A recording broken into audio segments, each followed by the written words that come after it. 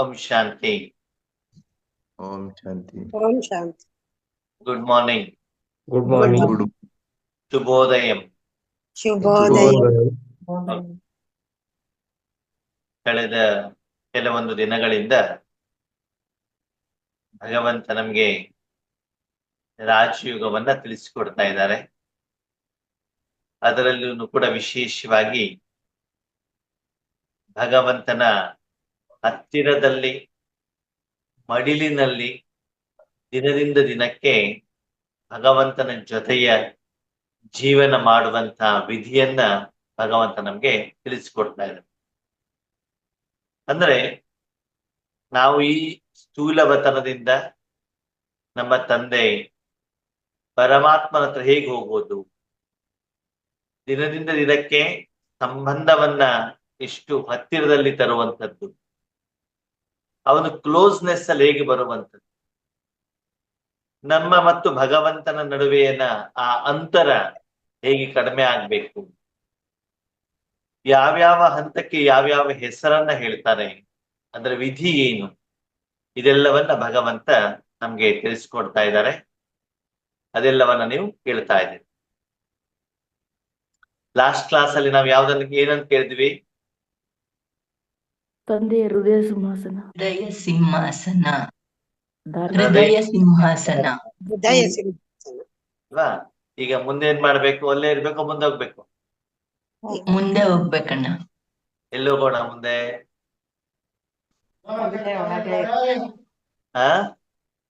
ಇಲ್ಲಿ ಸ್ವಲ್ಪ ಜೋರಾಗಿ ಹೇಳಿ, ಕೇಳಲ್ಲ. ಯಾಕಂದ್ರೆ ಇದು ಕಂಪ್ಯೂಟರ್ ಶಬ್ದ ಅಲ್ಲ, ಮೊಬೈಲ್ ಇಂದು ಸೌಂಡ್ ಕಡಿಮೆ ಕೇಳ್ತಾ ಇದೆ. ತಂದೆಯ ಒಳಗೆ ನಾವು ತಂದೆಯ ಒಳಗಡೆಗೆ ಹೋಗ್ಬೇಕು. ಇವಾಗ ತಂದೆ ಎದುರುಗಡೆಗೆ ಮಡಿಲಲ್ಲಿ ಕುತ್ಕೊಂಡಿದ್ವಲ್ಲ, ಕಾಲಲ್ಲಿ ಕುತ್ಕೊಂಡಿದ್ವಲ್ಲ, ಈಗ ಏನ್ ಮಾಡ್ಬೇಕು? ತಂದೆಯ ಒಳಗಡೆಗೆ ಹೋಗ್ಬೇಕು. ನೀವು ತಂದೆ ಒಳಗಡೆ ಹೋಗಿದ್ದೀರಾ ಅಂತ ತಿಳ್ಕೊಳ್ಳಿ. ಆ ಸ್ಥಿತಿಗೆ ಯಾವ ಸ್ಥಿತಿ ಅಂತ ಹೇಳ್ತಾರೆ? ಹೋಮ್ವರ್ಕ್ ಅನ್ನ ಕೊಟ್ಟಿದ್ರು ಬಾಬಾರವರು, ತಂದೆ ಒಳಗಡೆ ಹೋಗಿದ್ದೀರಿ, ಆ ಸ್ಥಿತಿಗೆ ಏನಂತ ಹೇಳ್ತಾರೆ? ಕಂಬೈನ್ಡ್ ಸ್ವರೂಪ ಅಣ್ಣ. ಕಂಬೈನ್ಡ್ ಸ್ವರೂಪ, ಕಂಬೈನ್ಡ್ ಸ್ಥಿತಿ. ನೋಡಿ, ಸ್ಥಿತಿಯನ್ನು ಮೊದಲ ಅರ್ಥ. ನೀವು ತಂದೆಯ ಒಳಗಡೆ ಹೋಗಿದ್ದೀರಾ, ತಂದೆಯ ಜೊತೆಗಿನ್ನು ಕಂಬೈನ್ಡ್ ಆಗಿಲ್ಲ. ಕಂಬೈನ್ಡ್ ಅಂದ್ರೆ ಸೇರ್ಬಿಡೋದು, ಅದು ನೆಕ್ಸ್ಟ್ ಅಂತ. ಕಂಬೈನ್ಡ್ ಆಗೋದು ನೆಕ್ಸ್ಟ್ ಅಂತ. ಇವಾಗ ನಾವೇನಾಗಿದ್ದೀವಿ? ಈ ನೋಡಿ, ಸಮುದ್ರದ ಒಳಗಡೆ ಒಬ್ಬನು ಈಜ್ತಾ ಇರ್ತಾನೆ, ಸಮುದ್ರ ಇದೆ, ಅದ್ರ ಒಳಗಡೆ ಅವನು ಸಪರೇಟ್ ಆಗಿದ್ದಾನೆ, ಏನೋ ಅದ್ರ ಜೊತೆಗೆ ಸೇರಿಲ್ಲ ಅವನು. ಉದಾಹರಣೆಗೆ ಒಂದು ಗ್ಲಾಸ್ ಇದೆ, ಗ್ಲಾಸ್ ಅಲ್ಲಿ ಮರಳಿದೆ. ಓಕೆ, ಮರಳು ನೀರಿನ ಜೊತೆಗೆ ಸೇರತ್ತೋ ಸೇರಲ್ವೋ?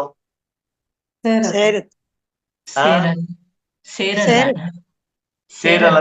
ಮರಳು ನೀರಿನ ಒಳಗಡೆಗಿದೆ, ಆದ್ರೆ ಮರಳು ಬೇರೆ, ನೀರು ಬೇರೆ. ಅದೇ ನೀರಿನಲ್ಲಿ ಸಕ್ಕರೆ ಹಾಕಿದ್ರೆ ಕರ್ಗೋಗುತ್ತೆ, ಅಲ್ವಾ? ಅದಕ್ಕೆ ನೀವು ಕಂಬೈಂಡ್ ಸೇರ್ಬಿಟ್ಟಿದೆ. ಓಕೆ, ಎರಡು ಜಾಯಿನ್ ಆಗ್ಬಿಟ್ಟಿದೆ. ಹೇಗ್ರಿ? ಇನ್ನು ನಾವು ಆ ಹಂತಕ್ಕೆ ಹೋಗಿಲ್ಲ, ನಾವು ಒಳಗಡೆ ಹೋಗಿದ್ದೇನೆ. ನಾನು ಇನ್ನು ಸಪರೇಟ್ ಆಗಿದ್ದೇನೆ, ಬಾಬನ ಒಳಗಡೆನೆ ಇದ್ದೇನೆ. ಬಾಬನಿನ ಪ್ರಪಂಚ, ನನ್ನ ಸುತ್ತಲೂ ಬಾಬನೇ ಇದ್ದಾರೆ. ಬಾಬಾ ವೈಟ್ ಕಾರ್ವಲ್ಲಿ ನಾನು ಒಳಗಡೆಗಿದ್ದೇನೆ, ಒಂದು ಬಿಂದುವಾಗಿ. ಓಕೆ, ನಾನು ಬಾಬು ಇನ್ನು ಏನಾಗಿಲ್ಲ, ಇನ್ನು ಮರ್ಜ್ ಆಗಿಲ್ಲ, ಸೇರಿಲ್ಲ. ಓಕೆ, ನಾನು ಒಳಗಡೆ ಹೋಗಿದ್ದೆ, ನನ್ನ ಸುತ್ತಲೂ ಬಾಬಾ ಇದ್ದಾರೆ ಅಷ್ಟೇ. ಬಾಬಾ ಜೊತೆ ಮಾತ್ರ ಕನೆಕ್ಟ್ ಆಗಿದೆ. ಈ ಸ್ಥಿತಿಗೆ ಏನ್ ಹೇಳ್ತಾರೆ? ಬಾಬ್ ಸಮಾನ್. ಸಮಾವೇಶ ಆಗೋದನ್ನ ಬಿಂದು ಸ್ವರೂಪ. ಬಿಂದು ಸ್ವರೂಪ, ಬಿಂದು ಸ್ವರೂಪ. ನಾನೇನಾಗಿದ್ದೇನೆ ಇವಾಗ? ಬಿಂದು ಆಗಿದೆ. ಬೇರೆ ಎಲ್ಲವನ್ನ ಬಿಟ್ಬಿಟ್ಟಿದೆ. ಸೂಕ್ಷ್ಮ ಶರೀರನೂ ಹೋಯ್ತು, ಸ್ಥೂಲ ಶರೀರನೂ ಹೋಯ್ತು. ಕೇವಲ ನಾನೇನಿದೆ, ನನ್ನ ಒರಿಜಿನಲ್ ಸ್ವರೂಪ ಬಿಂದು ಆಗಿದ್ದೇನೆ ಅಷ್ಟೇ. ಬಿಂದು ಆಗ್ಬಿಟ್ಟು ಯಾರ ಜೊತೆಯಲ್ಲಿ ಇದ್ದೇನೆ? ಬಾಬನ ಜೊತೆಯಲ್ಲಿ ಇದ್ದೇನೆ. ಆವಾಗ ನಾನು ಬಿಂದು ಪ್ರಕಾಶ, ನನ್ನ ಸುತ್ತಲೂ ಕೂಡ ವೈಟ್ ಪ್ರಕಾಶ ಇದೆ, ಅದ್ರ ಒಳಗಡೆಗೆ ನಾನು ಇದ್ದೇನೆ. ಈಗ ಯಾರ ಜೊತೆಗೆ ಇದ್ದೀರಿ ನೀವು? ಬಾಬುನ್ ಜೊತೆ. ಬಾಬನಲ್ಲಿ ಏನೇನು ಗುಣ ಇದೆ? ಏನೇನು ಗುಣ ಇದೆ ಬಾಬನ ಹತ್ರ? ಪ್ರೀತಿ, ಸುಖ, ಶಾಂತಿ, ಶಕ್ತಿ, ಆನಂದ, ಜ್ಞಾನ, ಪವಿತ್ರತೆ, ಶಕ್ತಿ, ಜ್ಞಾನ, ಪ್ರೀತಿ, ಶಕ್ತಿ, ಆನಂದ, ಶಾಂತಿ ಇದೆಲ್ಲ ಸೇರ್ಕೊಂಡಿದೆಯಲ್ವಾ? ಓಕೆ, ಈ ಹಂತ ಏನು ಅಂತಂದ್ರೆ ಬಾಬಾ ಸುಂದರವಾದ ಮಾತನ್ನ ಹೇಳ್ತಾರೆ. ಒಂದು ಮಗು ತಾಯಿಯ ಮಡಿಲಲ್ಲಿ ಬಂದಾಗ ಆ ಮಗು ಮೇಲಿರುವಂತ ಎಲ್ಲ ಸಾಧನಗಳನ್ನ ತೆಗೆದು ಆ ಮಗುವಿನ ಒರಿಜಿನಲ್ ಫಾರ್ಮೇಟ್, ಶಾರೀರಿಕವಾಗಿ ತಾಯಿಯ ಗರ್ಭದಿಂದ ಹೊರಗಡೆಗೆ ಬರಬೇಕಾದ ಯಾವ ಫಾರ್ಮೇಟ್ ಅಲ್ಲಿ ಇದ್ರೂ ಆ ಫಾರ್ಮೇಟ್ ಅಲ್ಲಿ ತಂದು ಬಿಟ್ಟು ತಾಯಿ ಆ ಮಗುವನ್ನ ಬಾತ್ರೂಮಿಗೆ ಕರ್ಕೊಂಡು ಹೋಗ್ಬಿಟ್ಟು ಏನ್ ಮಾಡಿಸ್ತಾಳೆ? ಮಾಡಿಸ್ತಾಳೆ. ಮೊದಲು ಸ್ವಚ್ಛ ಮಾಡ್ಬೇಕೋ ಬೇಡವೋ? ಮಾಡ್ಬೇಕು. ಮಾಡ್ಬೇಕು. ಆಹಾರ ತಿನ್ನಿಸ್ಬೇಕು ಅಂತಂದ್ರೆ ಏನೇ ಟ್ರೀಟ್ಮೆಂಟ್ ಕೊಡ್ಬೇಕಂದ್ರೆ ಮೊದ್ಲು ಏನ್ ಮಾಡ್ಬೇಕು? ಸ್ವಚ್ಛ ಸ್ವಚ್ಛ. ಮಾಡಿ. ಹಾಗೆ 84 ಜನ್ಮದ ನಿಮ್ಮದೇನ್ ಲೆಕ್ಕಾಚಾರ ಇದೆ ಅಥವಾ ಆ ದಿನದ ನಿಮ್ದು ಏನ್ ಲೆಕ್ಕಾಚಾರ ಇದೆ ಅದನ್ನ ಭಗವಂತ ಏನ್ ಮಾಡ್ಬೇಕಾಗತ್ತೆ? ಸ್ವಚ್ಛ ಮಾಡ್ಬೇಕಾಗತ್ತೆ. ನಿಮ್ಮ ಮೇಲೆ ಮುಂದೆ ಏನಾದ್ರೂ ಟ್ರೀಟ್ಮೆಂಟ್ ಅನ್ನ ಕೊಡಬೇಕು, ದಿವ್ಯ ಗುಣಗಳ ಧಾರಣೆಯನ್ನ ಮಾಡಬೇಕು, ನಿಮ್ಗೆ ಆಹಾರವನ್ನ ತಿನ್ನಿಸ್ಬೇಕು ಅಥವಾ ನಿಮ್ಮನ್ನ ಸೇವೆಗೆ ಸಾಧನವಾಗಿ ಉಪಯೋಗ ಮಾಡ್ಬೇಕು ಅಂತಂದ್ರೆ ಆತ್ಮೀಯರೇ ಮೊದಲು ನಿಮ್ಮನ್ನ ಕ್ಲೀನ್ ಮಾಡ್ಲೇಬೇಕು. ನೀವು ಅಡಿಗೆ ಮಾಡ್ಬೇಕಾದ್ರೆ ಪಾತ್ರೆ ಕ್ಲೀನ್ ಮಾಡ್ತಿರೋ ಮಾಡಲ್ವೋ? ಮಾಡ್ತೀವಿ. ಮನೆ ಎದುರುಗಡೆ ಹಾಲ್ನವನ್ ಬರ್ತಾನೆ, ಪ್ಯಾಕೆಟ್ ತಗೊಂಡಲ್ಲ, 2 ವೀಲರ್ ನಲ್ಲಿ. ನಾವು ಯಾವ ಪಾತ್ರೆ ತಗೊಂಡ್ ಹೋಗ್ತೀರಿ ಹಾಲ್ ತರ್ಲಿಕ್ಕೆ? ಕ್ಲೀನ್ ಆಗಿರೋ ಪಾತ್ರೆ, ಸಾಂಬಾರಿಗಿರೋ ಪಾತ್ರೆನ ಕ್ಲೀನ್ ಆಗಿರೋ ಅಲ್ವಾ? ಕ್ಲೀನ್ ಆಗಿರೋ ಬಟ್ಟೆ ಹಾಕೊಳ್ತೀರಿ, ಕ್ಲೀನ್ ಆಗಿರೋ ಮನೆ ಬೇಕು. ಬೆಳಗಿಂದ ಪ್ರತಿ ಕರ್ಮವನ್ನ ಮಾಡ್ಬೇಕಾದ್ರೂ ಮೊದಲು ಶರೀರವನ್ನ ಕ್ಲೀನ್ ಮಾಡಿಬಿಟ್ಟೆ ಉಪಯೋಗ ಮಾಡ್ತೀರಾ, ಹೌದು ತಾನೆ? ಅಂದ ಮೇಲೆ ಭಗವಂತ ನನ್ನ ಮನಸ್ಸನ್ನ ನಾನು ಪರಮಾತ್ಮನ ಕೈಲಿ ಕೊಟ್ಟಾಗ, ಆತ್ಮವನ್ನ ಅವನ ಕೈಲಿ ಕೊಟ್ಟಾಗ ಅವನು ಮಾಡುವಂತ ಮೊದಲ ಕೆಲಸ ಯಾವುದು? ಸ್ವಚ್ಛ. ಕ್ಲೀನ್. ಅರ್ಥ ಆಗ್ತಾ ಇದೆಯಾ? ಆ ಕ್ಲೀನಿಂಗ್ ಪ್ರೊಸೆಸ್ಸಿಗೆ ನಾನು ಹೋಗ್ಬೇಕಾದ್ರೆ ನನ್ನ ಆತ್ಮನಾಗಿ ಹೋಗ್ಬೇಕು. ಆದ್ಮೇಲೆ ಒಂದು ಮಗು ತಾಯಿಯ ಮಡಿಲಲ್ಲಿ ಹೋದಾಗ, ಹೊರಗಡೆ ಪ್ರಪಂಚದಿಂದ ತಾಯಿ ಮಡಿಲಲ್ಲಿ ಹೋದಾಗ ಅದರ ಸ್ಕೂಲ್ ಬ್ಯಾಗ್ ಇರುತ್ತೆ, ಸಾಕ್ಸ್ ಇರುತ್ತೆ, ಶೂ ಇರುತ್ತೆ, ಬಟ್ಟೆ ಇರುತ್ತೆ, ಕೈಲಿ ಟಿಫಿನ್ ಕ್ಯಾರಿಯರ್ ಇರ್ತದೆ, ಮೊಬೈಲ್ ಇರುತ್ತೆ. ಅದೆಲ್ಲ ಸೇರಿಸ್ಬಿಟ್ಟು ಸ್ನಾನ ಮಾಡಿಸ್ತಾರೋ ಆ ಎಲ್ಲ ಸಾಧನವನ್ನ ಬೇರೆ ಮಾಡ್ಬಿಟ್ಟು ಸ್ನಾನ ಮಾಡಿಸ್ತಾರೋ? ಅದನ್ನೆಲ್ಲ ಬೇರೆ ಮಾಡ್ಬಿಟ್ಟು ಯಾವ್ದು ಇರ್ಬೇಕಲ್ಲಿ? ಶರೀರ ಇರ್ಬೇಕು. ಶರೀರ, ನೀರು, ಸೋಪು, ಸ್ನಾನ ಮಾಡಿಸುವಂತ ತಾಯಿ, ಅಷ್ಟೇ ತಾನೆ? ಹಾಗೆ ಸ್ವಚ್ಛ ಮಾಡ್ಬೇಕಾಗಿರೋದು ಯಾರನ್ನ? ಆತ್ಮನನ್ನ. ಅವಾಗ ನೀವೇನಾಗ್ಬಿಟ್ಟಿರ್ಬೇಕು? ಆತ್ಮನಾಗಿ. ನೀವು ಆತ್ಮನಾಗಿ ಭಗವಂತನ ಒಳಗಡೆಗೆ ಹೋದಾಗ ನಿಮ್ಮ ವಿಕರ್ಮ ವಿನಾಶ ಆಗೋದ ಅನುಭವ ನಿಮ್ದಾಗ್ಬೇಕು. ಹೇಗೆ? ಶರೀರದ ಮೇಲೆ ನೀರನ್ನ ಹಾಕಿದಾಗ ಶರೀರದ ಮೇಲಿರುವಂತ ಕೊಳೆ ಹೋದ ಹಾಗೆ, ಹಗುರತೆ ಆದ ಹಾಗೆ ನಿಮ್ಗೆ ಅನುಭವ ಆಗತ್ತೋ ಆಗಲ್ವೋ? ಕೊಳೆ ಹೋಗುವಂತ ಪ್ರೊಸೆಸ್ ಬೇರೆ, ಮಸಾಲೆ ದೋಸೆ ತಿಂದಾಗ ಅನುಭವ ಬೇರೆ. ಅದು ಒಳಗಡೆ ಎಕ್ಸ್ಟ್ರಾ ಸೇರಿಸ್ತಾ ಇದನ್ನ. ಓಕೆ, ಒಂದು ಮೇಲ್ಗಡೆಗಿರುವಂತ ಕೊಳೆ ನನಗೆ ಬೇಡದೇ ಇರುವಂತದ್ದು ಅದನ್ನ ನಾನು ಏನ್ ಮಾಡ್ತೀನಿ? ಕ್ಲೀನ್ ಮಾಡ್ತಿದ್ದೇನೆ. ಮೊದಲು ತಿನ್ಬೇಕು, ಮೊದಲು ಕ್ಲೀನ್ ಮಾಡ್ಬೇಕು. ಕ್ಲೀನ್ ಮಾಡ್ಬೇಕು. ಬೆಂಗಳೂರಿಂದ ಮೌಂಟ್ ಅಬ್ ಹೋಗ್ಬೇಕಂದ್ರೆ 2 ದಿನ 2.5 ದಿನ ಹಿಡಿಯುತ್ತೆ. ಅಲ್ಲಿ ಹೋಗ್ಬಿಟ್ಟು ಫಸ್ಟ್ ತಿಂಡಿ ತಿಂತಿರೋ, ಮೊದಲು ಸ್ನಾನ ಮಾಡ್ತಿರೋ ಅಲ್ವಾ? ಮನೆಯಲ್ಲೂ ಕೂಡ ಬೆಳಿಗ್ಗೆ ಎದ್ದ ತಕ್ಷಣ ಕಾಫಿ ಕುಡಿತಿರೋ, ಮೊದಲು ಕೈಕಾಲು ಮುಖ ತೊಳ್ಕೊಳ್ತಿರೋ, ಸ್ನಾನ ಮಾಡ್ತಿರೋ? ಮೊದಲು ಪವಿತ್ರತೆ. ಅದಕ್ಕೆ ಹೇಳ್ತಾರೆ ರಾಜಯೋಗದ ಮೂಲ ಆಧಾರ ಪವಿತ್ರತೆ. ಪವಿತ್ರ ಬನೋ ಯೋಗಿ ಬನೋ. ಪವಿತ್ರರಾಗು, ಆಮೇಲೆ ಯೋಗವನ್ನ ಮಾಡು. ನೀನು ಪವಿತ್ರರಾಗದೇನೆ ನೀನು ಯೋಗವನ್ನು ಮಾಡಿದ್ರೆ ನಿರೀಕ್ಷಿತ ಮಟ್ಟದ ಫಲ ಸಿಗೋದಿಲ್ಲ. ಪವಿತ್ರ ಮಾಡುವಂತ. ಅದಕ್ಕಾಗಿ ನಾನು ಬಿಂದುವಾಗಿ ಭಗವಂತನ ಒಳಗಡೆ ಇದ್ದೇನೆ ಆತ್ಮೀಯರೇ. ಅದಕ್ಕೆ ಭಗವಂತ ಸ್ಪಷ್ಟವಾಗಿ ಹೇಳ್ತಾರೆ, ಬಿಂದು ಸ್ಥಿತಿ ಮೇ ಹಿ ವಿಕರ್ಮ ವಿನಾಶ ಹೋತಾ ಹೈ. ವಿಕರ್ಮ ವಿನಾಶ ಯಾವ ಸ್ಥಿತಿ? ಅಲ್ಲಿ ಆತ್ಮ ಮಾತ್ರ ಇದೆ, ಪರಮಾತ್ಮ ಮಾತ್ರ ಇದ್ದಾರೆ. ಅಷ್ಟು ಬಿಟ್ಟು ಬೇರೆ ಯಾವ ಕೆಲಸನೂ ಇಲ್ಲ. ಗೊತ್ತಿಲ್ಲ ಆತ್ಮೀಯರೇ, ಆ ಸಮಯದಲ್ಲಿ ನೀವು ಸೇವೆನೂ ಮಾಡ್ತಾ ಇಲ್ಲ, ಬಾಬನಿಂದ ಶೃಂಗಾರನೂ ಮಾಡ್ಕೊಳ್ತಾ ಇಲ್ಲ. ಅವಾಗೇನ್ ಕೆಲ್ಸ? ಸ್ನಾನ ಮಾಡ್ಲಿಕ್ಕೆ ಅಂತ ಅಮ್ಮ ಕರ್ಕೊಂಡು ಹೋದಾಗ ನಿಮ್ ಗುಲಾಬ್ ಜಾಮೂನ್ ತಿನ್ನಿಸ್ತಾರ? ಇಲ್ಲ. ಅಥವಾ ಬೋರ್ಡ್ ಹಚ್ತಾರ? ಹಚ್ತಾರ? ಇಲ್ಲ. ABCD ಕಲ್ಸ್ಕೊಡ್ತಾರೆ. ಏನ್ ಮಾಡ್ತಾರೆ? ಮಾತ್ರ ಮಾಡ್ತಾರೆ. ಮಾಡೋದಷ್ಟೇ ಕೆಲಸ. ಹಾಗೆ ಆತ್ಮೀಯರೇ, ನಾವು ನಮ್ಮ ಮನಸ್ಸನ್ನ ಪರಮಾತ್ಮನೊಳಗಡೆಗಿಟ್ಟಾಗ ಬಿಂದು ಸ್ಥಿತಿಯಲ್ಲಿ ಸ್ವಚ್ಛತಾ ಕಾರ್ಯ ಮಾತ್ರ ನಡೆಯುತ್ತೆ. ಒಬ್ಬ ವ್ಯಕ್ತಿ ನೀರಿನಲ್ಲಿ ಮುಳುಗಿದ್ದಾನೆ, ನದಿಯಲ್ಲಿ, ಸಮುದ್ರದಲ್ಲಿ, ಎಲ್ಲಿ ಏನ್ ನಡೀತಾ ಇದೆ? ಸ್ವಚ್ಛ ಏನ್ ನಡೀತಾ ಇದೆ? ಸ್ವಚ್ಛ ಸ್ವಚ್ಛತಾ ಕಾರ್ಯ ಸ್ವಚ್ಛ ನಡೀತಾ ಇದೆ ಇಲ್ಲಿ. ಓಕೆ, ಆ ನೀರಿನ ಮೂಲಕ ಆ ಶರೀರದ ಮೇಲಿರುವಂತ ಕೊಳೆ ಹೋಗ್ತಾ ಇದೆ. ಆ ಒಂದು ಸ್ಥಿತಿಯಲ್ಲಿ, ಯಾವ ಸ್ಥಿತಿಯಲ್ಲಿ? ಬಿಂದು ಸ್ಥಿತಿಯಲ್ಲಿ ನಿರಂತರವಾಗಿ ತುಂಬಾ ಸಮಯದಲ್ಲಿ ನೀವಲ್ಲಿದ್ರೆ ಆ ಸ್ಥಿತಿಗೆ ಏನ್ ಹೇಳ್ತಾರೆ? ತುಂಬಾ ಸಮಯದಲ್ಲಿ ಆ ಸ್ಥಿತಿಯಲ್ಲೇ ಇದ್ದೀರಾ ನೀವು. ಯಾವ ಸ್ಥಿತಿ? ಬಿಂದು ಸ್ಥಿತಿ. ಏನ್ ಹೇಳ್ತಾರೆ? ಕಂಬೈನ್ಡ್. ಕಂಬೈಂಡ್ ಇನ್ನು ನೀವು ಆಗಿಲ್ಲ, ಇನ್ನು ಬಿಂದು ಸ್ಥಿತಿಯಲ್ಲೇ ನಿರಾಕಾರ ಇದ್ದೀರಿ. ಸ್ಥಿತಿ ಅಂತ. ಅಲ್ಲ, ನಿರಾಕಾರ ಸ್ಥಿತಿ. ನೀವೇನು ಆಕಾರ ಬಿಂದು ಅಂತ ಇದ್ದೀರಲ್ಲ ಅಲ್ಲಿ, ನೀವು ಬಿಂದು, ಪರಮಾತ್ಮನ ಬಿಂದು, ಅವರೊಳಗಡೆ ಇದ್ದೀರಿ ನೀವು.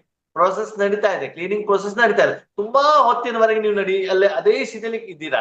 ಮನಸ್ಸನ್ನು ಬೇರೆ ಯಾವುದೇ ಸ್ಥಿತಿಯಲ್ಲಿ, ಬೇರೆ ಯಾವುದೇ ಕರ್ಮದಲ್ಲಿ ವಿನಿಯೋಗ ಮಾಡಿಲ್ಲ. ಅದೇ ಸ್ಥಿತಿ ತುಂಬಾ ಸಮಯದಲ್ಲಿ ಇದ್ದಾಗ ಆ ಸ್ಥಿತಿಗೆ ಏನ್ ಹೇಳ್ತಾರೆ? ತಲ್ಲಿನ ತಲ್ಲಿನ ಸ್ಥಿತಿ. ಏನ್ ಹೇಳಿ? ತಲ್ಲಿನ ಸ್ಥಿತಿ. ತಲ್ಲೀನವಾಗಿರುತ್ತ. ಆಮೇಲೆ ನೋಡಿ, ಕ್ಲೀನಿಂಗ್ ನಡೀತಾ ಇದೆ ಅಲ್ಲಿ. ಏನ್ ನಡೀತಾ ಇದೆ? ಕ್ಲೀನಿಂಗ್. ಕ್ಲೀನಿಂಗ್, ಸ್ವಚ್ಛತೆ ನಡೀತಾ ಇದೆ. ಓಕೆ, ಅದಕ್ಕೆ ಬಾಬಾ ಹೇಳ್ತಾರೆ ಜ್ವಾಲಾಮುಖಿ ಸ್ಥಿತಿ ಅಂತ. ಏನ್ ಹೇಳ್ತಾರೆ ಬಾಬಾ? ಬಗ್ಗೆ ಪ್ರಶ್ನೆ ಅಣ್ಣವ್ರೆ, ಜ್ವಾಲಾಮುಖಿ ಅಂತ ಯಾಕೆ ಹೇಳಿದ್ರು? ಜ್ವಾಲೆ ಅಂತಂದ್ರೆ ಏನು? ಬೆಂಕಿ. ಪ್ರಕಾಶ, ಪವರ್ಫುಲ್, ತುಂಬಾ ಶಕ್ತಿಯುತವಾದಂತ ಬೆಂಕಿ. ನಾರ್ಮಲ್ ಬೆಂಕಿ ಅಲ್ಲ, ದೀಪದ ಬೆಂಕಿ ಅಲ್ಲ. ಜ್ವಾಲೆ ಬರ್ಬೇಕಲ್ಲ. ಏನು ಬರ್ಬೇಕು? ಜ್ವಾಲೆ. ಜ್ವಾಲೆ ಅಂತಂದ್ರೆ ಏನು? ಕನೆಕ್ಷನ್, ಬಾಬುಂದ್ ಯೋಗದ ಕನೆಕ್ಷನ್. ಅಲ್ಲ, ಜ್ವಾಲೆ ಅಂದ್ರೆ ಏನು? ಜ್ವಾಲೆ, ಅಗ್ನಿ, ಬೆಂಕಿ. ಪೂರ ಕುದಿತಾ ಇದ್ದಾಗ ಜ್ವಾಲೆ ಬರುತ್ತಲ್ವಾ? ಹಾ, ಉರಿ. ಅಗ್ನಿ. ನೀರು ಕೂಡ ತುಂಬಾ ಬಿಸಿ ಆದ್ಮೇಲೆ ಕೊತ ಕೊತ ಕೊತ ಕೊತ ಕೊತ ಕುದಿತಾ ಇದ್ದಾಗಲೇ ತಾನೇ ಅದೇನು ಬರ್ತದೆ? ಹಾಗೆ. ತಾನೇ?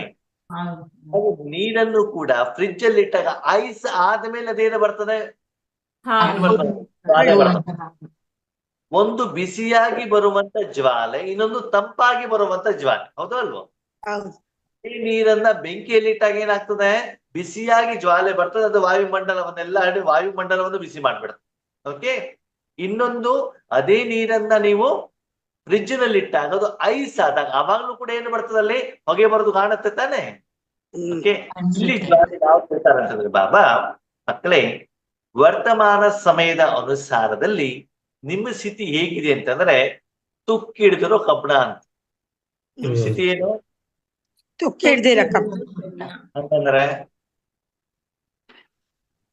ಹಂಗಂದ್ರೆ ಆತ್ಮದಲ್ಲಿ 63 ಜನ್ಮದ್ದು ವಿಕಾರಗಳ ತುಕ್ಕು ಹಿಡ್ಕೊಂಡ್ಬಿಟ್ಟಿದೆ.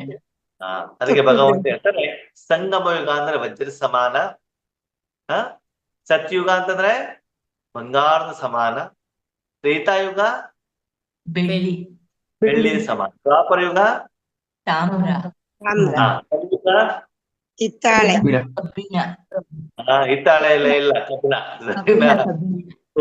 ಕಲಿಯುಗದ ಅಂತ್ಯ ತುಕ್ಕು ಹಿಡ್ದಿರೋದು. ಕಲಿಯುಗದ ಆದಿ ಕಬ್ಬಿಣ, ಕಲಿಯುಗದ ಅಂತ್ಯ ವಜ್ರ ಸಮಾನ. ಕಬ್ಬಿಣಕ್ಕೆ ತುಕ್ಕಿಡ್ದಿರೋದು, ತುಕ್ಕಿಡ್ದಿರೋ ಕಬ್ಬಿಣ. ಈಗ ತುಕ್ಕಿಡಿದ ಕಬ್ಬಣದಿಂದ ಏನ್ ತೆಗಿಬೇಕು? ತುಕ್ಕು ತೆಗಿಬೇಕು. ಯಾರ್ಯಾರು ತುಕ್ಕು ತೆಗಿಲಿಕ್ಕೆ ಇಷ್ಟ ಪಡ್ತೀರಿ? ಸ್ವಲ್ಪ ಕೈ ಎತ್ತಿ ನೋಡೋಣ. ವಿಡಿಯೋ ಆನ್ ಮಾಡಿದವರು ತೆಗಿಬೇಕು ತಾನೆ? ತೆಗಿಬೇಕು. ಈ ಪಾಸ್ ಆದ್ರೂ ಏನಾದ್ರು ಪಾಸ್ ಆಗ್ತೀನಿ. ಪಾಸಣ. ನೀವು ತೆಗೆದ್ರೆ ಖಂಡಿತವಾಗ್ಲೂ ನೀವು ಕಲಿಯುಗದಲ್ಲೇ ಜನ್ಮ ಪಡ್ಕೊಳ್ತೀರಿ. ಕಬ್ಬಿಣದ ತುಕ್ಕು ಮಾತ್ರ ತೆಗೆದ್ರೆ ಕಬ್ಬಿಣ ಉಳಿದು ಬಿಡ್ತಲ್ವಾ? ಕಬ್ಬಿಣನೂ ಇದೆ, ತಾಮ್ರನೂ ಇದೆ, ಬೆಳ್ಳಿನೂ ಇದೆ, ಬಂಗಾರನೂ ಇದೆ, ವಜ್ರನೂ ಇದೆ ಒಳಗಡೆಗೆ. ತುಕ್ಕು ಮಾತ್ರ ತೆಗ್ದಿದ್ದೀರಿ ನೀವು. ನೀವು ಯಾವ್ದ ಕೈ ಎತ್ತಿದ್ರಿ ಇವಾಗ? ತುಕ್ಕು ತೆಗಿಬೇಕು ಅಂತ. ತುಕ್ಕು ತೆಗೆದಾಗ ಏನ್ ಉಳಿಯುತ್ತೆ ಅಲ್ಲಿ? ಕಬ್ಬಿಣ. ಜನ್ಮ ಪಡ್ಕೊಳ್ತೀರಿ? ಬಂಗಾರ. ಕಲಿಯುಗದಲ್ಲಿ ಬರ್ತೀವಿ. ಕಲಿಯುಗದಲ್ಲಿ ಸಾಧನೆ ಮಾಡ್ತಾ ಇದ್ದೀರಿ ನೀವು. ತುಕ್ಕು ಹಿಡಿದಿರೋ ಕಬ್ಬಣದಿಂದ ಏನ್ ತೆಗಿಬೇಕು? ತುಕ್ಕು ತೆಗಿಬೇಕು. ಆಮೇಲೆ ನಾನು ಆಗ್ಬೇಕು. ಪರಿವರ ತುಕ್ಕು ತೆಗಿಬೇಕು, ಕಬ್ಬಣನೂ ತೆಗಿಬೇಕು, ತಾಮ್ರನೂ ತೆಗಿಬೇಕು, ಬೆಳ್ಳಿನೂ ತೆಗಿಬೇಕು, ಬಂಗಾರನೂ ತೆಗಿಬೇಕು. ಆಮೇಲೆ ಏನ್ ಬರ್ತದೆ? ಸರಿ, ಈಗ ತುಕ್ಕು ಹಿಡಿದಿರೋ ಕಬ್ಬಣದಿಂದ ತುಕ್ಕು ತೆಗಿಬೇಕು ಅಂದ್ರೆ ಏನ್ ಮಾಡ್ಬೇಕು? ಬೆಂಕಿಯಿಂದ ಬಿಸಿ ಮಾಸ. ಸ್ಥಿತಿಯಲ್ಲಿ ಬಾಬುನ ಹತ್ರ ಸ್ವಚ್ಛ ಮಾಡಿಸ್ಕೊಬೇಕು.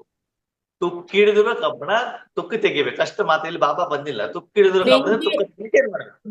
ಬೆಂಕಿಯಲ್ಲಿ ಚೆನ್ನಾಗಿ ಕಾಯಿಸ್ಬೇಕು. ಕೆರೋಸಿನ್ ಹೆಚ್ಚಿದ್ರೆ ಹೋಗಲ್ವಾ? ಎಣ್ಣೆ ಹಾಕ್ತಾರೆ ಅಣ್ಣ, ಎಣ್ಣೆ. ಕೆರೋಸಿನ್ ಹಾಕಿದ್ರೆ ಇಲ್ಲ.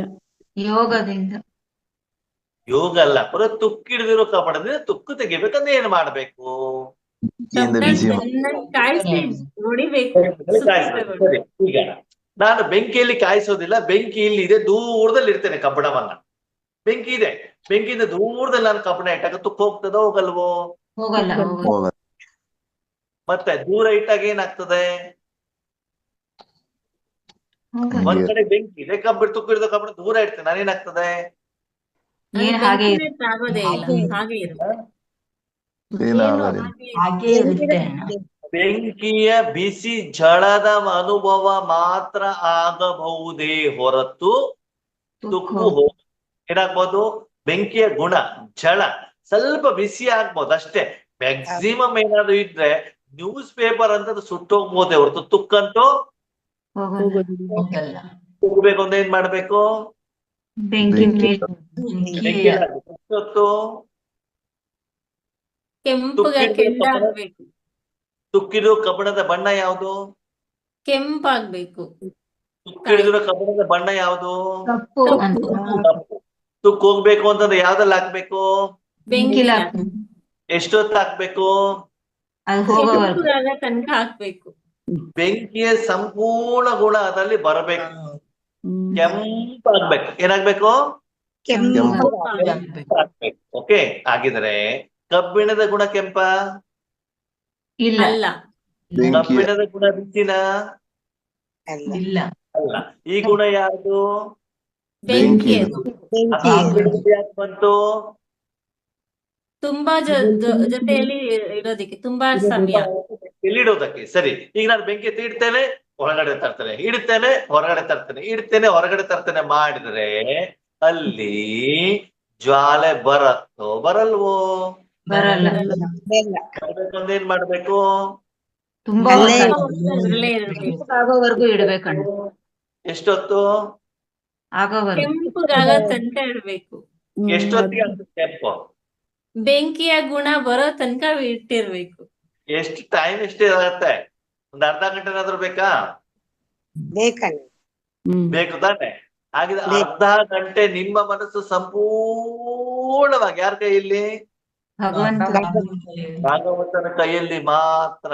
ಅದು ಬೆಂಕಿಯಿಂದ ಜ್ವಾಲೆ ಬಂದು ಕೆಂಪಾಗಿ ಹೊರಗಡೆ ಬಂದ್ರೆ ನಮ್ಮಪ್ಪ ಹ್ಯಾಮರ್ ತಗೊಂಡು ರಪ್ ಅಂತ ಹೊಡೆದ್ರೆ ಅದೇನಾಗ್ತದೆ? ಅವಾಗ ಚೇಂಜ್ ಆಗ್ತದೆ. ಅದು ಕಬ್ಬಣ ಸ್ಟ್ರಾಂಗ್ ಆಗಿ ಹಿಡಿದು ಬಿಟ್ಟು ಹ್ಯಾಮರ್ ಇಂದ ಹೊಡೆದ್ರೆ ಕೈನ ಹೊಡೆದವನಿಗೆ ಕೈ ತಾಕತ್ತೆ ಹೊರತು ಕಬ್ಬಣಕ್ಕೇನು ಆಗಲ್ಲ. ಇಲ್ಲ.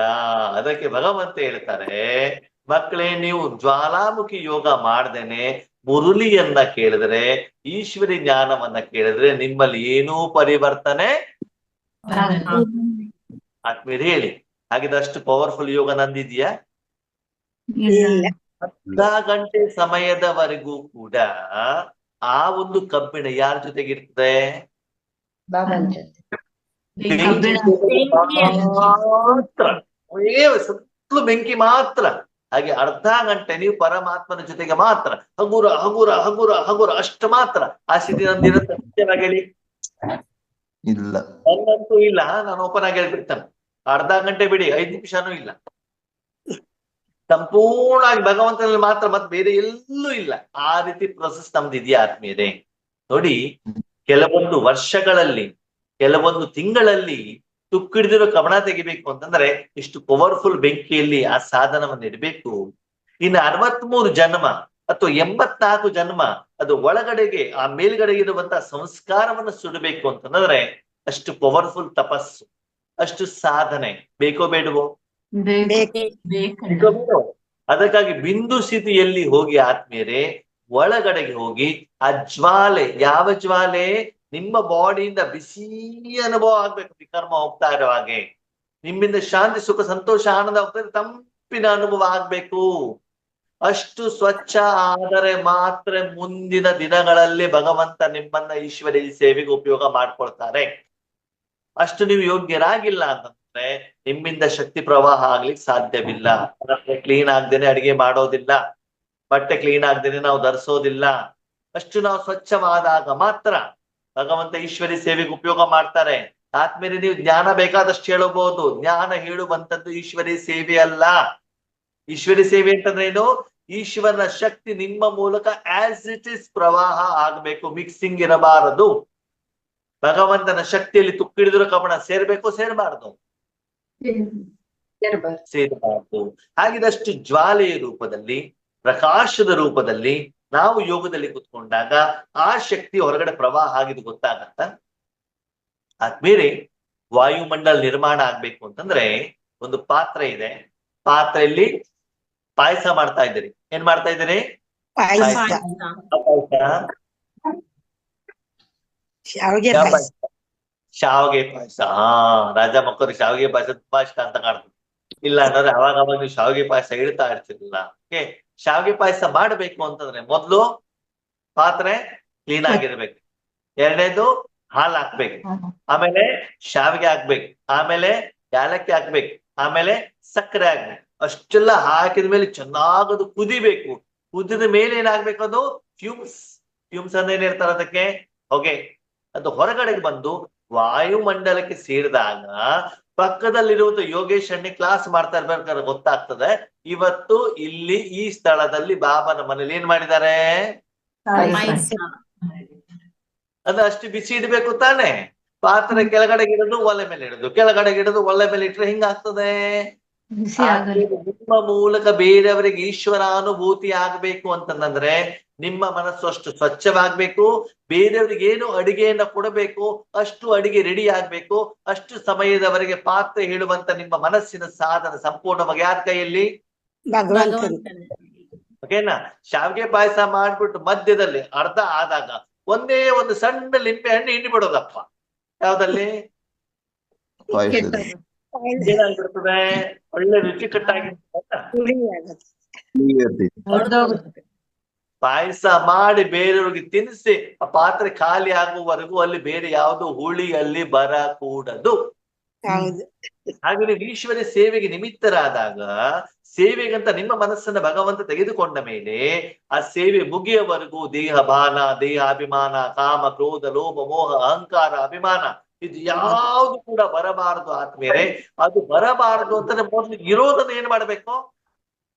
ಕ್ಲೀನ್ ಮಾಡ್ಬೇಕು. ಹೊಸದಾಗಿ ಪಾಯಸ ಮಾಡ್ತೀರಾ ಅಂತಂದ್ರು ಕೂಡ ಮೊದಲೇ ದಿನ ಮಾಡಿರುವಂತ ಪಾಯಸವನ್ನು ಕೂಡ ಏನ್ ಮಾಡ್ಬೇಕು? ಕ್ಲೀನ್ ಮಾಡ್ಬೇಕು. ಕ್ಲೀನ್ ಮಾಡ್ಬೇಕಾಗ್ತದೆ. ಇವತ್ತು ನಾನು ಹಾಲು ಬಿಸಿ ಮಾಡ್ಬೇಕಂದ್ರೆ ಮೊದಲು ಆ ಪಾತ್ರೆಯಲ್ಲಿ ಹಾಲು ಬಿಸಿ ಮಾಡಿದಿದ್ರೆ ಆ ಪಾತ್ರೆಯಲ್ಲಿರುವಂತಹ ಹಾಲಿನ ಒಂದು ರೆಸಿಡ್ಯೂ ಅಂತ ಹೇಳ್ಬಿಟ್ಟಿರ್ತಾರೆ, ಏನು ಉಳಿದು ಅದನ್ನು ಕ್ಲೀನ್ ಮಾಡ್ಬೇಕಾಗ್ತದೆ. ಹಾಗಿದ್ರೆ ರಾಜಯೋಗದಲ್ಲಿ ನಮ್ಮ ತಪಸ್ಸಿನಲ್ಲಿ ಅಷ್ಟು ಪವರ್ಫುಲ್ ಸ್ಟೇಜ್ ಇದೆಯಾ? ಇದೆಯಾ? ಇಲ್ಲ. ಇದೆಯಾ? ಅಷ್ಟು ಜ್ವಾಲಾಮುಖಿ ಸ್ಟೇಜ್ ಇದೆಯಾ ನಮ್ದು? ಇಲ್ಲ ತಾನೆ? ಇದನ್ನು ಚೆಕ್ ಮಾಡ್ಕೊಡಿ. ಎಲ್ಲಿವರೆಗೆ ನೀವು ತಂದೆಯ ಸಮಾನರಾಗಿ, ಈಗ ತುಕ್ಕಿಡಿದಿರೋ ಕಬ್ಬಿಣವನ್ನ ಹೊರಗಡೆ ಇಟ್ಟಿದ್ದೀರಾ ಅಂತ ತಿಳ್ಕೊಳ್ಳಿ, ಬೆಂಕಿಯಲ್ಲಿ ಹಾಕ್ಬಿಟ್ಟು. ಅವಾಗ ಆ ಕಬ್ಬಿಣದ ಗುಣ ಬಣ್ಣ ಯಾವ್ದಿರ್ತದೆ? ಕೆಂಪು. ಅದು ಗುಣ ಯಾವುದು? ಕಬ್ಬಿಣದ ಗುಣ ಕಪ್ಪು. ಬಿಸಿ ಬರುತ್ತೆ, ಬಿಸಿ. ಆ ಬಿಸಿ ಯಾವ್ದು ಗುಣ? ಬೆಂಕಿ ಗುಣ. ಬೆಂಕಿ ಗುಣ ತಾನೆ. ಹಾಗೆ ನಿಮ್ಮ ಮನಸ್ಸನ್ನ ಭಗವಂತನಲ್ಲಿ ಇಟ್ಟಾಗ ಭಗವಂತನ ಸಪ್ತ ಗುಣಗಳ ಅನುಭವ ನಿಮಗೆ ಮತ್ತು ಬೇರೆಯವರಿಗೆ ಆಗತ್ತಾ? ಅಷ್ಟು ಸಮಾನವಾಗಿದ್ದಾಗ ಮಾತ್ರ ಮುಂದಿನ ಹಂತ ತಂದೆ ಮತ್ತು ನೀವು ಜಾಯಿನ್ ಆಗ್ಬಹುದು, ಕಂಬೈನ್ಡ್ ಆಗಬಹುದು. ಎಲ್ಲಿಯವರೆಗೆ ಅವರು ಸಮಾನ ನೀವು ಆಗೋದಿಲ್ವೋ ಅಲ್ಲಿವರೆಗೆ ನೀವು ಕಂಬೈನ್ಡ್ ಆಗ್ಲಿಕ್ಕೆ ಸಾಧ್ಯವೇ ಇಲ್ಲ. ಇದೇನು ಕಂಬೈನ್ಡ್ ಎರಡು ಸೇರ್ಬೇಕು ಅಂತಂದ್ರೆ ಏನಾಗ್ಬೇಕು? ಯಾರ ಜೊತೆಗೆ ನೀವು ಸೇರ್ತಾ ಇದ್ರು ಹಾಗೆ ನೀವು ಇರ್ಬೇಕು ತಾನೆ. ನೀವು ಮದುವೆ ಮನೆಗೆ ಹೋಗ್ತೀರಾ, ಸ್ಟೇಜಲ್ಲಿ ಫೋಟೋ ತೆಗಿಲಿಕ್ಕೆ ಹೋಗ್ತೀರಾ, ಮೈ ಪೂರ್ತಿ ಗಲೀಜ್ ಆಗಿದೆ ಅಂತಂದ್ರೆ ಸ್ಟೇಜಲ್ಲಿ ಹೋಗ್ಲಿಕ್ಕೆ ಯಾರಾದ್ರೂ ಬಿಡ್ತಾರ ನಿಮ್ಮನ್ನ? ಇಲ್ಲ. ದೇವಸ್ಥಾನಕ್ಕೆ ಹೋಗ್ಬೇಕಾದ್ರೆ ಸ್ನಾನ ಮಾಡ್ದೇನೆ ಹೋಗ್ತೀವ ನಾವು? ಸ್ವಚ್ಛ ಮಾಡ್ಕೊಂಡೇ ಹೋಗೋದು. ಯೂನಿಫಾರ್ಮ್ ಹಾಕದೆ ಹೋಗ್ಲಿಕ್ಕೆ ಆಗತ್ತಾ? ಆಗಲ್ಲ. ಇಲ್ಲ ತಾನೆ. ಹಾಗೆ ಆದ್ಮೇಲೆ ಈಶ್ವರಿ ಸೇವೆಗೆ ಯೋಗ್ಯರಾಗ್ಬೇಕು ಅಂದ್ರೆ ಮೊದಲನೇದಾಗಿ ತನು ಮನವನ್ನ ಸ್ವಚ್ಛ ಮಾಡಲೇಬೇಕು. ನಾನ್ ಸೇವೆ ಮಾಡ್ದೆ, ಯೋಗ ಮಾಡ್ದೆ, ಅದು ಮಾಡ್ದೆ, ಇದು ಮಾಡ್ದೆ ಸುಮ್ಮನೆ ಏನ್ ಮಾಡ್ಬೇಡಿ, ಬಾಯಲ್ಲಿ ಹೇಳ್ಬೇಡಿ. ವಾಸ್ತವಿಕತೆನ ಅರ್ಥ ಮಾಡ್ಕೊಳ್ಳಿ. ಸೇವೆಯ ಫಲ ನಮ್ಗೆ ಯಾಕೆ ಸಿಗೋದಿಲ್ಲ, ಖುಷಿ ಯಾಕೆ ಆಗೋದಿಲ್ಲ, ಬೇರೆಯವ್ರಿಗೆ ಅನುಭವ ಯಾಕೆ ಆಗೋದಿಲ್ಲ ಅಂತಂದ್ರೆ ಈ ಯೋಗದ ಲೇವಲ್ ಅನ್ನ ನಾವು ತಿಳ್ಕೊಂಡಿಲ್ಲ. ಶರೀರ ಸ್ವಚ್ಛ ಮಾಡ್ತೀವಿ, ಶರೀರಕ್ಕೆ ಹೊಸ ಬಟ್ಟೆ ಹಾಕೊಂಡಿದೀವಿ, ಗೋಲ್ಡನ್ ಬ್ಯಾಡ್ಜು ಕೂಡ ಹಾಕೊಳ್ಳಿ, ವಜ್ರದ ಬ್ಯಾಡ್ಜು ಹಾಕೊಳ್ಳಿ, ಆದರೆ ಮನಸ್ಸು ಎಲ್ಲಿವರೆಗೆ ಪರಮಾತ್ಮನ ಕೈಯಲ್ಲಿ ಇಟ್ಬಿಟ್ಟು ಶುದ್ಧವಾಗೋದಿಲ್ವೋ ಅಲ್ಲಿವರೆಗೆ ಭಗವಂತ ಯಾವುದೇ ಮನುಷ್ಯಾತ್ಮರ ಮನಸ್ಸನ್ನ ಈಶ್ವರಿಯ ಸೇವೆಗೆ ಉಪಯೋಗ ಮಾಡಿಕೊಳ್ಳುವುದಿಲ್ಲ, ವಿಲೀನ ಆಗ್ಲಿಕ್ಕೆ ಸಾಧ್ಯವಿಲ್ಲ. ಓಕೆ, ಅದಕ್ಕಾಗಿ ಬಿಂದು ಸ್ಥಿತಿಯಲ್ಲಿ ಇದ್ದಾಗಲೇ ವಿಕರ್ಮ ವಿನಾಶ ಮಾಡಿ ಸ್ವಚ್ಛ ಮಾಡಿ ಆಮೇಲೆ ಅದೇನ್ ಹೇಳ್ತಾರೆ ಬಾಬಾ, ಜ್ವಾಲಾಮುಖಿ ಸ್ಟೇಜ್. ಆ ನಂತರದಲ್ಲಿ ಮುಂದೆ ನೀವು ಬಾಬಾ ಜೊತೆಗೆ ಸೇರ್ಕೊಂಡ್ಬಿಟ್ಟಿದ್ದೀರಿ. ಇವಾಗ ಅದಕ್ಕೇನ್ ಹೇಳ್ತಾರೆ, ನೀವು ಬಾಬಾ ಮಾತ್ರ ಇದ್ದೀರಿ, ನೀವು ಮತ್ತೆ ಬಾಬಾ ಮಾತ್ರ. ಅದಕ್ಕೇನ್ ಹೇಳ್ತಾರೆ, ಕಂಬೈನ್ ಸಮಾನ ಸ್ಥಿತಿ. ಕಂಬೈನ್ಗಿಂತ ಮೊದಲು ಬೀಜ ರೂಪ ಸ್ಥಿತಿ. ಮೊದಲು ಬಿಂದು ಸ್ಥಿತಿ, ಆಮೇಲೆ ಜ್ವಾಲಾಮುಖಿ ಸ್ಥಿತಿ, ಆಮೇಲೆ ಯಾವುದು ಬೀಜ ಬೀಜ ಆಗ್ಬಿಟ್ಟಿದ್ದೀರಿ ನೀವು ಅಲ್ವಾ. ಯಾರ ಜೊತೆಗಿದ್ದೀರಿ ಇವಾಗ, ಓಕೆನಾ, ಬಾಬಾ ಮಾತ್ರ. ಬೀಜದ ಜೊತೆ ಕನೆಕ್ಟ್ ಆಗಿದ್ದೀರಿ ನೀವು, ಸಪ್ತ ಗುಣಗಳ ಅನುಭವ ಮಾತ್ರ, ಅದು ಬಿಟ್ಟು ಬೇರೆ ಏನಿಲ್ಲ. ಓಕೆನಾ, ಸರಿ. ಒಳಗಡೆ ಸೇರ್ಬಿಟ್ಟಿದ್ದೀರಿ, ಈಗ ನೀವ್ ಇಲ್ವೇ ಇಲ್ಲ, ಬಾಬಾ ಜೊತೆಗೆ ಮರ್ಜ್ ಆಗ್ಬಿಟ್ಟಿದ್ರ. ಅದಕ್ಕೇನ್ ಹೇಳ್ತಾರೆ, ಕಂಬೈನ್ಡ್. ಅದಕ್ಕೇನ್ ಹೇಳ್ತಾರೆ, ಕಂಬೈನ್ಡ್. ಯಾರು ಕಂಬೈನ್ಡ್ ಆಗಿರೋದು, ಬಾಬಾ ಮತ್ತು ನೀವು. ಅವಾಗಲ್ಲಿ ಯಾರಿದ್ದಾರೆ, ಯಾರಿಲ್ಲ, ಬಾಬ್ ದಾದಾ ಮಾತ್ರ ಇದ್ದಾರೆ. ಭಗವಂತ ಮಾತ್ರ ಹಾಲು ಮತ್ತು ಸಕ್ಕರೆ ಮಿಕ್ಸ್ ಆದಾಗ ಅಲ್ಲಿ ಹಾಲು ಇರ್ತದೋ ಇರಲ್ವೋ, ಇರುತ್ತೆ. ಕಂಬೈನ್ಡ್. ಒಳಗಡೆ ಸೇರಿಬಿಟ್ಟಿದೆ ಸರಿ, ಅದು ಒಂದು ಇದೆಯಲ್ವಾ ಅಲ್ಲಿ ಎರಡು ವಸ್ತು ಸೇರಿದಾಗ. ಇವಾಗ ಹಾಲನ್ನು ಸಕ್ಕರೆ ಹಾಕಿರುವಂತ ಹಾಲನ್ನು ಕುಡಿದಾಗ ಹೆಂಗಿರ್ತದೆ ಸ್ವೀಟ್ ಅಲ್ವಾ. ಬಲ್ಬ್ ಮತ್ತು ಕರೆಂಟ್ ಸೇರಿದಾಗ ಏನಿರ್ತದೆ, ಪ್ರಕಾಶ ಬರ್ತದೆ ತಾನೆ. ಹಾಗೆ ಕಂಬೈನ್ಡ್ ಅಂತಂದ್ರೆ ನೀವು ಬಾಬನೊಳಗಡೆ ಸೇರಿಬಿಟ್ಟಿದ್ದೀರಾ. ಓಕೆ, ಈಗ ಸಕ್ಕರೆ ನೀರಿನೊಳಗಡೆ ಇದೆ, ಯಾವಾಗ ಗೊತ್ತಾಗತ್ತೆ, ಕುಡ್ದಾಗ. ಸಕ್ಕರೆ ಕಾಣತ್ತಾ, ಇಲ್ಲ. ಕಾಣಲ್ಲ. ಅದ್ರೊಳಗಡೆ ಇದೆಯಾ, ಇದೆ. ಇರುವುದಕ್ಕೆ ತಾನೇ ಸಿಹಿ ಬರುತ್ತೆ. ಹೌದು, ನೀರಿನ ಗುಣ ಸಿಹಿನ, ಅಲ್ಲ, ಗುಣ ಸಿಹಿ. ನೀರು ಕುಡ್ದಾಗ ಸಿಹಿ ಯಾಕಾಯ್ತು, ಸಕ್ಕರೆ ಸೇರಿರೋದಕ್ಕೆ. ಇರೋದಕ್ಕಲ್ವಾ. ಹಾಗೆ ನಿಮ್ಮಲ್ಲಿ ಪರಮಾತ್ಮ ಸೇರಿದಾಗ ನಿಮ್ಮ ಮೂಲಕ ಶಾಂತಿ, ಸುಖ, ಸಂತೋಷ, ಆನಂದ, ನೆಮ್ಮದಿಯ ಅನುಭವ ಯಾರಿಗಾಗ್ಬೇಕು, ಬೇರೆಯವರಿಗೆ ಆದರೆ, ನಿಮ್ಮ ಮನಬುದ್ಧಿ ಸಂಸ್ಕಾರಕ್ಕೆ ಆದರೆ, ನಿಮ್ಮ ಶರೀರಕ್ಕೆ ಆದರೆ, ಅದಕ್ಕೆ ಏನ್ ಹೇಳ್ತಾರೆ, ಕಂಬೈನ್ಡ್. ನೀವು ಮಾಡುವಂತ ಪ್ರತಿಯೊಂದು ಕರ್ಮದಲ್ಲಿ, ಮಾತಿನಲ್ಲಿ, ಸಂಕಲ್ಪದಲ್ಲಿ, ಯೋಚನೆಯಲ್ಲಿ ಭಗವಂತನ ಶಕ್ತಿ ಏನಾಗಿರ್ಬೇಕು, ಸೇರಿರ್ಬೇಕು. ಅದಕ್ಕೆ ಏನ್ ಹೇಳ್ತಾರೆ, ಕಂಬೈನ್ಡ್. ಈಗ ಸಕ್ಕರೆ ಇರುವಂತ ನೀರನ್ನು ಯಾವುದಕ್ಕಾದ್ರೂ ಉಪಯೋಗ ಮಾಡಿದಾಗ, ಸಾಂಬಾರ್ ಮಾಡ್ಲಿಕ್ಕೆ ಉಪಯೋಗ ಮಾಡಿ, ಮಜ್ಜಿಗೆ ಮಾಡ್ಲಿಕ್ಕೆ ಉಪಯೋಗ ಮಾಡಿ, ಸ್ನಾನ ಮಾಡ್ಲಿಕ್ಕೆ ಉಪಯೋಗ ಮಾಡಿ, ಟೀ ಮಾಡ್ಲಿಕ್ಕೆ ಉಪಯೋಗ ಮಾಡಿ, ಯಾವ್ದಕ್ಕೆ ಉಪಯೋಗ ಮಾಡಿದ್ರು ಕೂಡ ಅದ್ರ ಸಕ್ಕರೆ ಇರುತ್ತೋ ಇದಲ್ವೋ, ಇರುತ್ತೆ.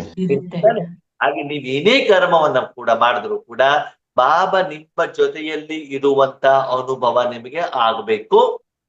ಬೇರೆಯವರಿಗೆ ಆಗೋಕ್ಕಿಂತ ಮೊದಲು ನಿಮಗೆ ಆಗ್ಬೇಕು ಅನುಭವ ಅಲ್ವಾ. ಅದಕ್ಕಾಗಿ ಈ ಲೆವೆಲ್ಗೆ, ಈ ಸ್ಥಿತಿಗೆ ಬಾಬಾ ಏನ್ ಹೇಳ್ತಾರೆ ಬಾಬಾ, ಕಂಬೈನ್ಡ್. ಕಂಬೈನ್ಡ್ ಆಗಿದ್ರೆ ನೀವು ಯಾವಾಗ ಬಾಬಾ ನಿಮ್ಮನ್ನ ಕಂಬೈನ್ಡ್ ಮಾಡ್ಕೊಳ್ತಾರೆ, ಅಲ್ವಾ.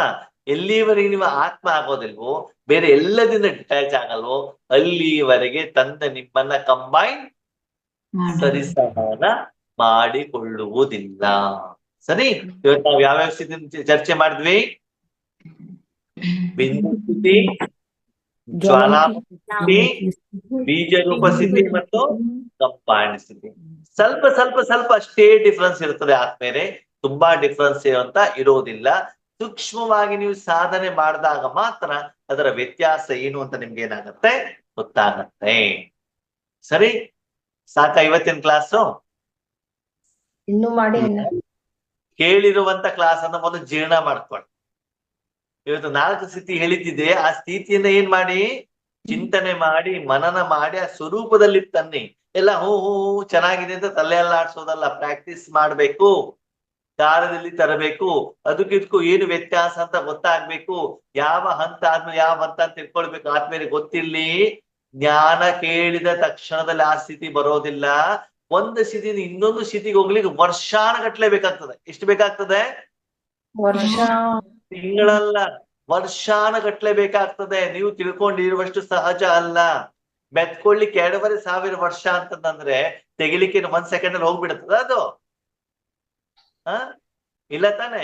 25 ವರ್ಷ ನಾನು ಗುಡ್ದು ಬಿಟ್ಟು ಲಿವರ್ ಡ್ಯಾಮೇಜ್ ಮಾಡ್ಕೊಂಡಿದ್ದೀನಿ ಅಂತಂದ್ರೆ ಒಂದು ಮಾತ್ರ ತಿಂದ್ಬಿಟ್ರೆ ಲಿವರ್ ಸರಿ ಆಗ್ಬಿಡತ್ತಾ? ಇಲ್ಲ ತಾನೆ.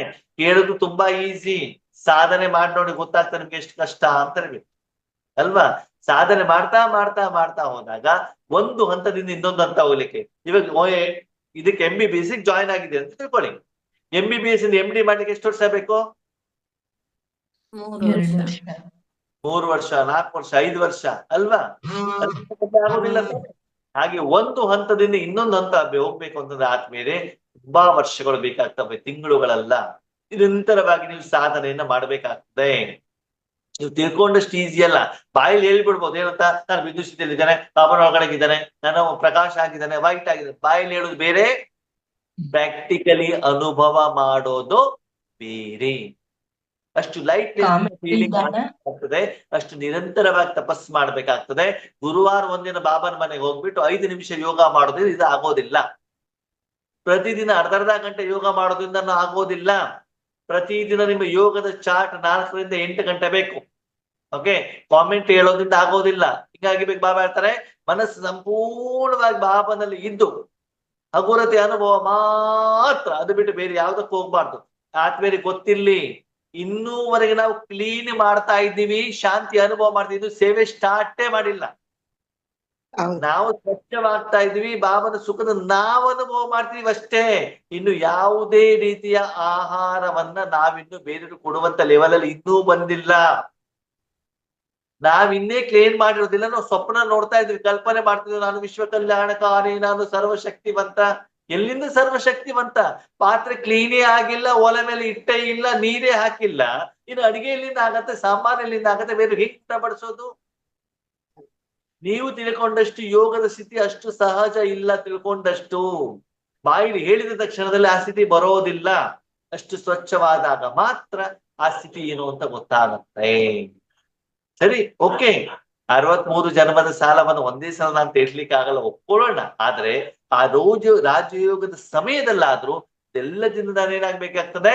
ಡಿಟ್ಯಾಚ್ ಆಗಿ ಇರಬೇಕಾಗ್ತದೆ. ಸರಿ, ಅದಕ್ಕಾಗಿ ಈ 4 ಯೋಗದ ಸ್ಥಿತಿಯನ್ನ ಇವತ್ತು ಕ್ಲಾಸ್ ಅನ್ನ 2 ಸಲ 3 ಸಲ 4 ಸಲ ಕೇಳಿ ಆಮೇಲೆ ಇದನ್ನ ಕಾರ್ಯದಲ್ಲಿ ತರುವಂತ ಪ್ರಯತ್ನವನ್ನ ಮಾಡಿ ಆನಂತರ ಮುಂದಿನ ಸ್ಥಿತಿಗೆ ಹೋಗೋಣ. ಓಕೆ, ಎಲ್ಲಿವರೆಗೆ ಬಂದ್ವಿ ಇವಾಗ? ನಾನು ಮತ್ತು ಬಾಬಾ ಕಂಬೈನ್. ಇವಾಗ ಯಾರಿದ್ದಾರಲ್ಲಿ? ದಾದ ಮಾತ್ರ ಇದ್ದಾರೆ, ನೀವಿಲ್ಲ. ಏನಾಗ್ಬಿಟ್ಟಿದೆ? ನೀವು ಸೇರಿಬಿಟ್ಟಿದ್ರಿ. ಅಂದ್ರೆ ಹೊಟ್ಟೆಯಲ್ಲಿದೆ ಮಗು, ಮಗು ಹೊಟ್ಟೆಯಲ್ಲಿದೆ, ತಾಯಿ ಮಾತ್ರ ಕಾಣ್ತಾ ಇದ್ದಾರೆ, ಮಗು ಏನಾಗ್ತಾ ಇಲ್ಲ, ಕಾಣ್ತಾ ಇಲ್ಲ. ಒಳಗಡೆ ಸೇರ್ಕೊಂಡ್ಬಿಟ್ಟಿದ್ದೀರಾ. ಜನರಿಗೆ ಬಾಬ್ದಾದ ಮಾತ್ರ ಕಾಣಬೇಕು. ಹೇಗೆ ಗುಲ್ಜಾರ್ದಾದಿ ಶರೀರದಲ್ಲಿ ಈ ಬಾಬ್ದಾದ ಬಂದಾಗ ಯಾರು ಕಾಣ್ತಾ ಇರ್ತಾರೆ? ತಂದೆ ಕಾಣ್ತಾ ಇರ್ತಾರೆ. ಮಧ್ಯದಲ್ಲಿ ಗುಲ್ಜಾರ್ದಾರಿ ಕಾಣ್ತಾರ? ಇಲ್ಲ. ಗುಲ್ಜಾರ್ದಾರಿ ಏನಾಗ್ಬಿಟ್ಟಿದ್ದಾರೆ? ಕಂಬೈನ್ಡ್. ಓಕೆ, ಆ ಸ್ಥಿತಿಯ ಅನುಭವವನ್ನ ಇವತ್ತು ಮಾಡಿ, ಪ್ರಾಕ್ಟೀಸ್ ಅನ್ನ ಮಾಡಿ, ಪದೇ ಪದೇ ಮನನವನ್ನ ಮಾಡಿ, ಮತ್ತೆ ಬಾಬನಿಗೆ ಅಪ್ಲಿಕೇಶನ್ ಅನ್ನ ಹಾಕಿ, ಬಾಬಾ ನನಗೆ ಈ ಒಂದು ಸ್ಥಿತಿಯ ಅನುಭವವನ್ನ ಮಾಡಿಸಿ.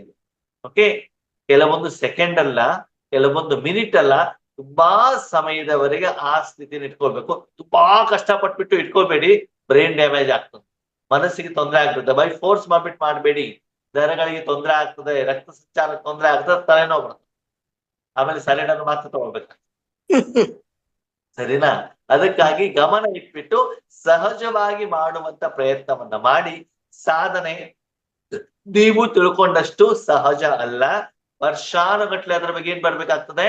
ತಪಸ್ಸು ಮಾಡಬೇಕಾಗ್ತದೆ. ವಿಷಯ ಗೊತ್ತಿಲ್ಲಿ, ಜ್ಞಾನ ಕೇಳಿದ ತಕ್ಷಣದಲ್ಲಿ ನಮಗೆ ಬಂತು ಅಂತ ಬಿಟ್ಟು ಅರ್ಥ ಅಲ್ಲ. ಯಾರೋ ಒಬ್ರು ಮನೆ ಕಟ್ಟಿರ್ತಾರೆ, ಹೋಗ್ಬಿಟ್ಟು ನಾವು ಮನೆ ನೋಡ್ಬಿಡ್ತೀವಿ, ಎಷ್ಟ್ ಚೆನ್ನಾಗಿದೆಯಲ್ಲ, ಚೆನ್ನಾಗಿದೆ ಅಂತಂದ್ರೆ ಆ ಮನೆ ಕಟ್ಲಿಕ್ಕೆ ಎಷ್ಟು ವರ್ಷ ಬೇಕು? ವರ್ಷ ಎಷ್ಟು ವರ್ಷ ಬೇಕು ಮನೆ ಕಟ್ಲಿಕ್ಕೆ? 2 ತಿಂಗಳು ವರ್ಷ ಅಣ್ಣ. ಬೇಕು ಅಂತ ತಿಳ್ಕೊಳ್ಳಿ. ಫಸ್ಟ್ ಫ್ಲೋರ್ ಗ್ರೌಂಡ್ ಎಷ್ಟು ವರ್ಷ ಬೇಕು? 2 ವರ್ಷ. ಹಾ 2 ವರ್ಷ. 6 ತಿಂಗಳು 1 ವರ್ಷ ಮಾಡ್ತಾರಣ್ಣ. 1 ವರ್ಷ.